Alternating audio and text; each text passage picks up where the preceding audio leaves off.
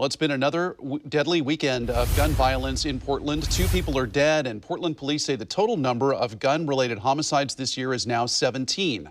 Fox 12's Connor McCarthy joins us live in Northeast Portland, where a shooting at an apartment complex earlier this morning left 1 man dead. Connor? Well, Wayne, the shooting here in the Park Rose neighborhood actually happened at this apartment complex right down the street here on 103rd Avenue at that yellow tan looking building. Now, the scene is clear from investigators, but earlier today they were here combing the area looking for evidence. I did speak to people who live in the area, and they say shootings around this neighborhood are not uncommon, but they say, these shootings have to stop. Just before 5 a.m. Sunday, the 4800 block of Northeast 103rd Avenue flooded with police cars after 911 calls came in of gunshots. My mom, she said that the police showed up, and I don't think she heard anything. Chris Lyons has lived on the corner of Northeast 103rd Avenue and Y Grant Street for 7 years.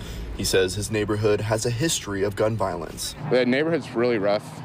We get shooting out here all the time. 150 rounds that went off down in 96 almost a year ago or so.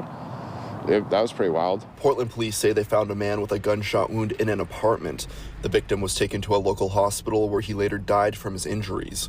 Officials say several people were detained and the suspect remained on scene. For Lyons, he says he's used to living in an area with gunfire. We grew up in my dad's house on 8th and Prescott, and we used to 2 or 3 times we had to jump to the floor because of gunfire. Across the city in the Lloyd district, Portland police responded to a shots fired call in the Hyatt Regency parking garage on the 1000 block of Northeast 2nd Avenue. Police arrived shortly after 7 p.m. Saturday and found a man dead. Investigators say they do not have a suspect in that shooting. I did reach out to the Hyatt for comment, but I didn't hear back. As of Sunday afternoon, Portland's homicide total is now 19, 17 by people with guns.